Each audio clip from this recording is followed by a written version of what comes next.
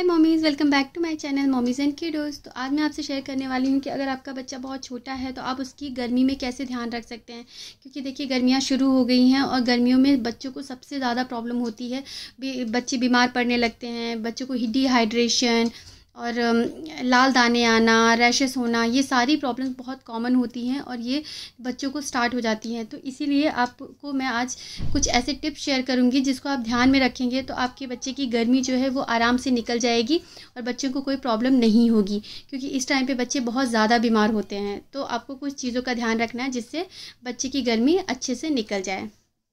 तो पहला पॉइंट है डिहाइड्रेशन बच्चों में नहीं होना चाहिए, उसका आपको बहुत अच्छे से ध्यान रखना है। जैसे कि अगर आपका बच्चा 0 to 6 मंथ का है तो आपको ध्यान रखना है कि उसको आप सिर्फ ब्रेस्ट मिल्क या फॉर्मूला मिल्क ही दें। आप उसको पानी आपको नहीं देना है, क्योंकि जो ब्रेस्ट मिल्क होता है उसमें भी 80 to 90% उसमें पानी ही होता है। और अगर हम फॉर्मूला बनाते हैं तो आपको पता ही है कि हम वाटर का यूज़ करते ही हैं। तो इसीलिए जो आपको जो देना है वो सिर्फ ब्रेस्ट मिल्क या फॉर्मूला मिल्क ही छोटे बच्चों को देना है।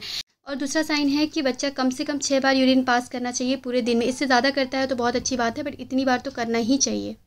और कुछ साइन होता है जो बच्चे देने लगते हैं अगर उनमें डिहाइड्रेशन का प्रॉब्लम है, जैसे कि उनके लिप्स ड्राई हो जाना, उनका फेस लाल हो जाना और उनको घमौरियाँ आना, ये सारी चीज़ें बताती हैं कि उसमें डिहाइड्रेशन का प्रॉब्लम हो रहा है। तो आपको उसका ध्यान देना है, उसकी अच्छे से केयर करनी है। दूसरा जो पॉइंट है कि आपको बच्चे को डायरेक्ट सन एक्सपोजर नहीं देना है। आपको अगर बच्चे को बाहर लेके जाना है तो आप कोशिश करें कि सुबह का जो 6:30 से 7 के बीच में आप उसको लेकर चले जाएं, क्योंकि बहुत ज़्यादा गर्मियां हैं ना, तो बच्चा बीमार हो सकता है। इसीलिए आप सुबह 8 से लेके शाम के 6 बजे तक बच्चे को बाहर कहीं ना लेके जाएं। अगर बहुत अर्जेंट लेके जाना है आपको तो आप उसको अच्छी तरह से क्लोथ कॉटन के कपड़े पहना के और कवर करके ही लेकर जाएँ। थर्ड पॉइंट है कि आपको बच्चे को समर में कैसे कपड़े पहनाने हैं। तो देखिए गर्मियों में ना बच्चों को आप जितना ज़्यादा लाइट कलर के कपड़े पहनाएंगे ना उतना सही है। तो लाइट कलर के कपड़े पहनाएं आप उसको। और दूसरा कि आप उसको ना कॉटन के ही कपड़े पहनाएं और बहुत ज़्यादा मतलब मोटे कपड़े उसको नहीं पहनाएं। कॉटन के ही पतले कपड़े पहनाएं उसको, जिसमें वो रिलैक्स फील करेगा और उसके लिए आरामदायक होगा। तो इसीलिए बच्चों को अगर गर्मी में प्रोटेक्ट करना है ना तो आपको कपड़ों का भी बहुत ध्यान रखना पड़ेगा, क्योंकि बहुत ज़्यादा गर्मियाँ शुरू हो गई हैं तो उससे कपड़ों से भी बच्चों को बहुत ज़्यादा इरिटेशन और स्वेटिंग होना, ये सारी चीज़ें हो सकती हैं। तो आपको कोशिश यही करनी है कि आप बच्चे को बिल्कुल लाइट कलर के और बिल्कुल ही कॉटन के ही कपड़े से पहनाएं आप उसको।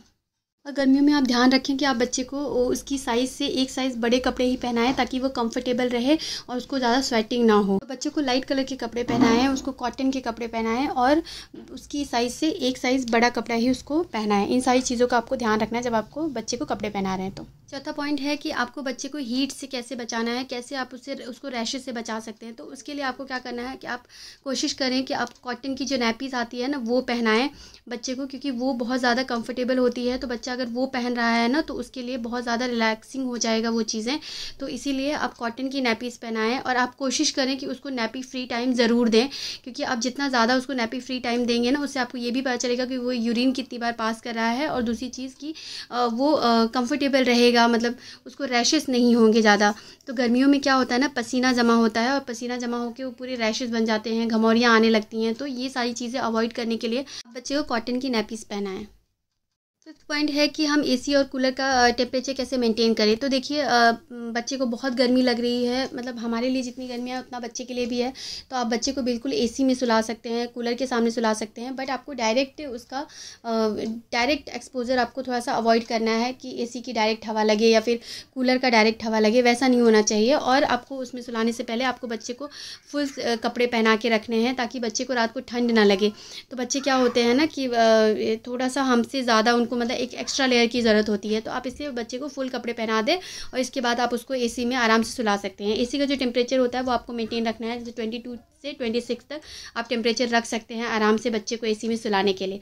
तो ये सबसे क्या होगा कि बच्चे को ज़्यादा गर्मी नहीं लगेगी और वो आराम से रात भर सो पाएगा। तो इसलिए इन सब चीज़ों का भी आपको थोड़ा ध्यान रखना पड़ेगा।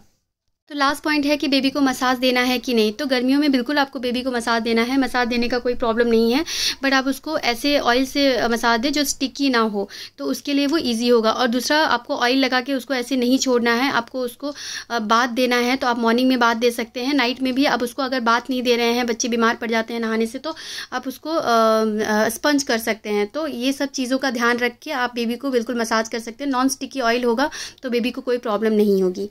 गर्मी में भी आपको बच्चे को गुनगुने पानी से ही नहलाना है, आपको डायरेक्ट ठंडे पानी से उसको नहीं नहलाना है।